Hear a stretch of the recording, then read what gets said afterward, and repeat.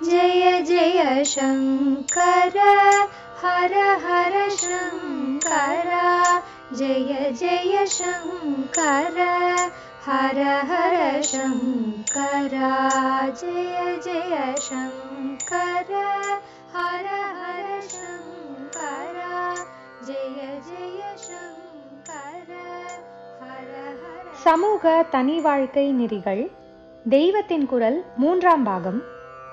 ஆச்சாரம். சர்க்கரை பூசிய மாத்திரை. காமிய பலனுக்காகவே சாஸ்திர கர்மாவை காட்டி ஜீவனை நல்ல வழியில் தாஜா பண்ணிக்கொண்டு வருவதற்கு சுகர் கோட்டட் பில்ஸை, அதாவது சர்க்கரை தடவிய மாத்திரையை உதாரணமாக சொல்லலாம். இஷ்ட பலன்தான் சர்க்கரை மாதிரி ஜீவனுக்கு தித்திக்கிறது. அவன் குழந்தையைப் போல அறியாதவனாய் இருக்கிறான். சர்க்கரை உடம்புக்கு சூடு என்று குழந்தைக்கு தெரியாதது போல் இந்த ஐகிக சௌக்கியங்கள் ஆத்மாவுக்கு கெடுதி என்று அவனுக்கு தெரியவில்லை. சாஸ்திரக்காரர்களான ரிஷிகளுக்கு இந்த குழந்தையிடமும் கருணை. அதனால் அது கேட்கிற பெப்பர்மிண்டை கொடுக்க நினைக்கிறார்கள். குழந்தை பெப்பர்மிண்ட் என்றே நினைத்தாலும் அது உள்ளுக்குள்ளே மருந்து. உள்ளே மருந்தை வைத்து மேலே சர்க்கரையை பூசியிருக்கிறது. சூட்டை தணிக்கிற மருந்து சரக்கு உள்ளே நிறைய இருக்கிறது. மேலே மட்டும் கொஞ்சோண்டு சூடு பண்ணும் சர்க்கரை தடவி இருக்கிறது. இதுதான் சாஸ்திரோக்த கர்மா. இஷ்டபூர்த்தி என்று வெளியிலே தித்திப்பாக தெரிகிறது. உள்ளே இந்த இஷ்டமெல்லாம் கஷ்டம்தான் என்று புரிய வைத்து இஷ்டப்படி செய்யாமல் நல்ல நெறியில் கட்டுப்படுத்துகிற விவேக மருந்து இருக்கிறது. மருந்து இருப்பது தெரியாமலேதான் குழந்தை சாப்பிடுகிறது. அதனால் அது பலிக்காமல் போய்விடுமா என்ன? இன்னொன்று, காமிய கர்மாவைத்தான் பகவான் இங்கே சொல்கிறார் என்றாலும் சாஸ்திரோக்தமாக பண்ண ஆரம்பிக்கும் போதே காமிய கர்மாக்களோடு நிஷ்காமியமாகவும் சில காரியங்களை கொடுத்துத்தான் இருக்கிறது. சந்தியாவந்தனம் போன்றவற்றை பண்ணுவதால் காமியமாக இன்ன லாபம் கிடைக்கும் என்று சொல்லி இருக்கவில்லை. இவற்றை பண்ணாமல் விட்டால் பாவம், தோஷம் என்று சொல்லி அதற்கு பயந்துதான் பண்ண வைத்திருக்கிறது. காமிய பலன் வேண்டும் என்ற ஆசையினால் அதற்கான சாஸ்திரோக்த கர்மாக்களை செய்யும் ஜீவன் அதோடு கூட சொன்ன இம்மாதிரி நிஷ்காமியமான கர்மாக்கள் ஒன்றிரண்டையும் செய்கிறான். இது இவன் சித்த சுத்தியில் பக்குவப்படுவதற்கு மேலும் சகாயம் செய்கிறது. அன்று கண்ட அபிவிருத்தியும் இன்று காணும் சீரழிவும். இப்போது சில சீர்திருத்தக்காரர்கள் சொல்வது பாமர ஜனங்கள் உள்பட எவருமே சாஸ்திரோக்த கர்மாக்களை பண்ணாமல் ஞானி மாதிரி தத்துவ விசாரம் பண்ணி கொண்டிருக்க வேண்டும் என்பது. பகவானும் சாஸ்திரங்களும் சொல்வதோ ஞானி கூட பாமரன் மாதிரி சாஸ்திர கர்மாவை பண்ணி ஆச்சார அனுஷ்டானாதிகளை நடத்தி காட்ட வேண்டும் என்பது. எது சரி என்பதற்கு ஹிஸ்டரியையும் யதார்த்தத்தையும் பார்த்தால் போதும்.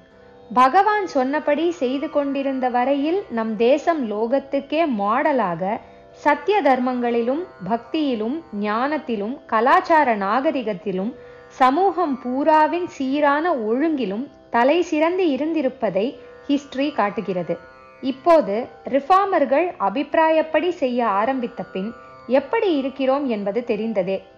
கீதை சொன்னபடி மேலே இருந்தவனும் கீழே இருக்கிறவனைப் போல செய்து காட்டிக் கொண்டிருந்த வரையில் எல்லாரும் மேலே போனார்கள். இப்போது கீழே இருக்கிறவனும் மேலே போய்விட்ட மாதிரி பாவித்து கொண்டிருப்பதில் எல்லாரும் அதல பாதாளத்திற்கு போய்கொண்டிருக்கிறோம்.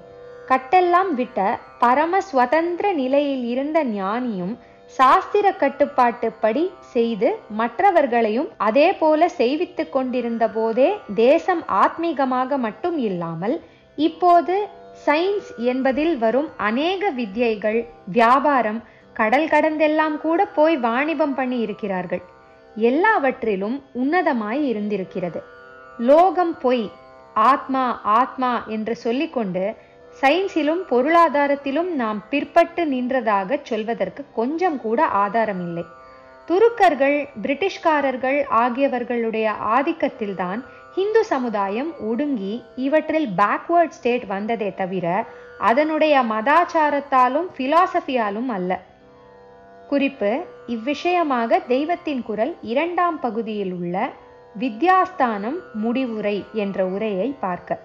கட்டுப்பட்டிருந்தாலே சுத்தியாக கூடிய சாமானிய ஜனங்களையும் ஸ்வதந்திரம் என்று அவிழ்த்து விட்டிருக்கும் இப்போதோ எல்லாவற்றிலும் கீழேதான் போய்கொண்டிருக்கிறோம்.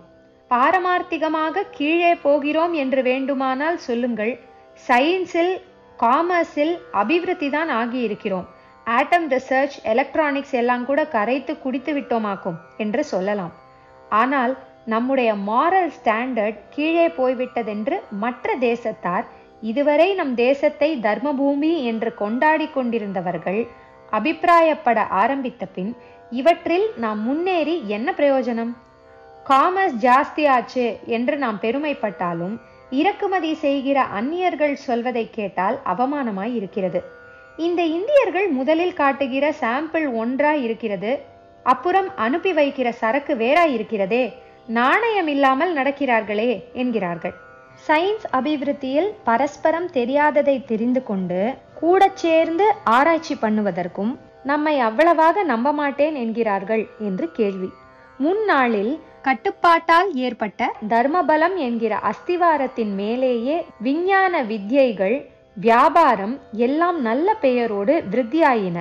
அஸ்திவார பலம் இல்லாமல் இப்போது இவற்றில் ஏற்படுவதாக சொல்லப்படும் முன்னேற்றம் நிலைத்து நிற்காது. பூர்வாச்சாரங்கள் வேண்டியதில்லை என்று சுலபமாக சொல்லி ஜனங்கள் இதை வேதவாக்காக, அதாவது வேத வழி வேண்டாம் என்பதையே வேதவாக்காக நம்பச் செய்து விட்டார்களே என்று மிகவும் துக்கமாக இருக்கிறது. வேணுமா வேண்டாமா என்பதற்கு அதிகமாக வாத பிரதிவாதம் எதுவும் செய்ய வேண்டியதில்லை. நான் இத்தனை நேரம் சொன்னதெல்லாம் கூட அவசியமில்லைதான். ஒரு சின்ன விஷயத்தை கொண்டே முடிவு செய்து விடலாம்.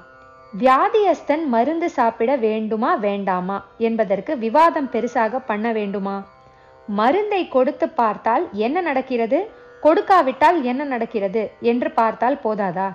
மருந்து கொடுக்கிற மட்டில் வியாதி குறைகிறது, விட்டுவிட்டால் ஜாஸ்தியாகிறது என்று பிரத்யக்ஷத்தில் தெரிகிறது. அப்போது மருந்து வேண்டத்தான் வேண்டும் என்றுதானே அர்த்தம். பூர்வாச்சாரங்கள் இருந்த வரையில் தேசத்தில் எல்லா துறையிலும் அபிவிருத்தி இருந்தது. இதற்கு மேலாக ஒழுக்கமும் ஒற்றுமையும் இருந்தன. அவற்றை ஒழிக்க ஆரம்பித்ததிலிருந்து இவற்றையெல்லாமும் விரட்டி ஆகிறது என்பதிலிருந்தே அந்த மருந்து இல்லாவிட்டால் ஆத்மாவுக்கு வியாதிதான் என்று தெரியத்தானே வேண்டும். ஒருவேளை சாப்பாட்டை நிறுத்தினால் உடனே ஓய்ச்சலாக வந்தால் சாப்பிட வேண்டும் என்று தெரிகிறதோ இல்லையோ? சாஸ்திரத்தை விட்ட பின் தனி வாழ்க்கை, சமுதாய வாழ்க்கை இரண்டிலும் நிம்மதி போன பிற்பாடும் பூர்வாச்சாரம் வேண்டும் என்று தெரிந்து கொள்ள மாட்டோம் என்றால் என்ன பண்ணுவது? தலைவர்களாய் இருக்கப்பட்டவர்கள் மாட்டேன் என்கிறார்கள்.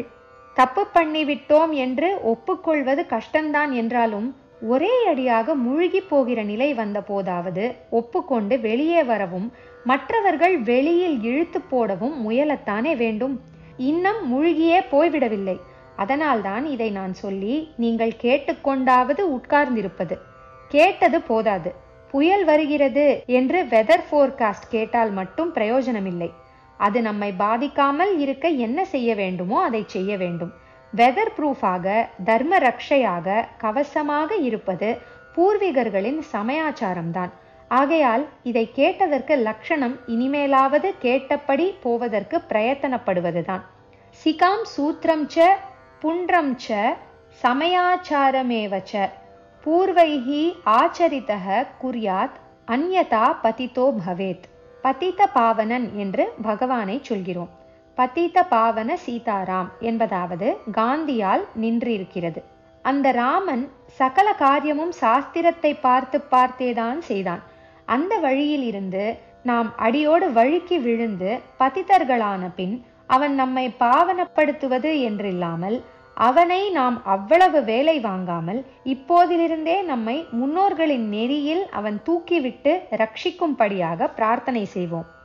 ஜெய ஜெயசங்கர, ஹரஹர சங்கர, மகா பெரியவா சரணம்.